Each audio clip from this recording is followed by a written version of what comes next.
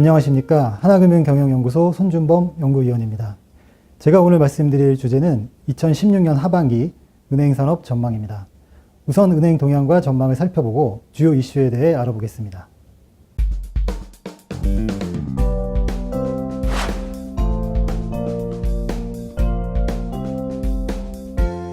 먼저 성장성 부문에 대해 살펴보겠습니다. 은행 가계대출은 주택담보대출 규제 강화에도 불구하고 집단대출 등의 영향으로 양호한 증가세를 이어가고 있습니다. 하반기에는 가계부채 관리 정책이 이어지면서 작년보다는 성장률이 다소 둔화될 것으로 보이지만 전세자금 대출과 신용대출 등을 중심으로 증가가 예상됩니다. 반면 기업대출은 취약업종 구조조정과 은행 여신관리 강화에 따라서 대기업 대출 축소와 중소기업 대출 증가 둔화 흐름이 이어질 것으로 전망됩니다. 다음으로 수익성 부문을 살펴보겠습니다. 조달 비용 감소로 하락세가 멈췄던 은행 NIM은 6월 기준금리 인하로 하반기 다시 하락할 것으로 예상됩니다.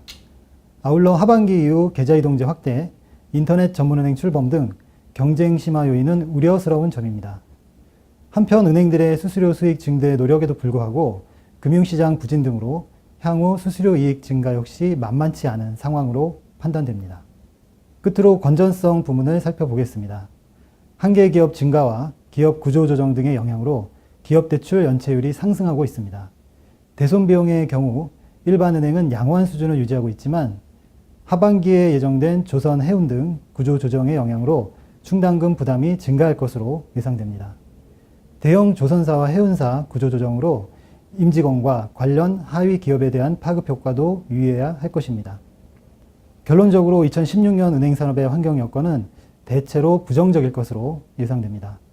이에 국내 은행들은 비용 절감 노력을 이어가면서 리스크 관리와 비이자 이익 확대에 주력해야 할 것입니다.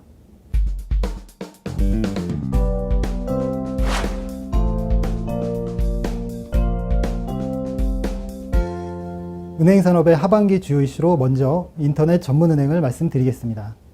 하반기 중에 카카오뱅크와 K뱅크의 영업 본인가가 가능할 것으로 전망됩니다. 인터넷 은행들은 슬림한 비용 구조를 통한 금리 혜택 제공과 기존 플랫폼 기반 또한 다양한 제휴를 통한 비금융 혜택 제공 등을 강점으로 내세울 것입니다. 결제성 예금을 시작으로 점차 업무 영역을 확대할 것으로 예상됩니다. 다음은 계좌 통합 관리 서비스입니다. 올해 12월부터 계좌 통합 관리 서비스가 도입될 예정입니다.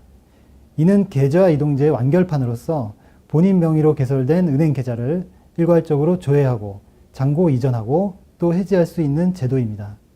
본 제도를 통해 미사용 계좌가 줄어들고 주거래 고객화가 심화될 것으로 예상됩니다. 이에 은행들은 금융상품 경쟁력 제고, 고객 맞춤형 자문 서비스 제공 등을 통해서 고객 관계 심화에 주력할 것으로 예상됩니다. 이상으로 2016년 은행산업 전망을 마치겠습니다. 시청해 주셔서 고맙습니다.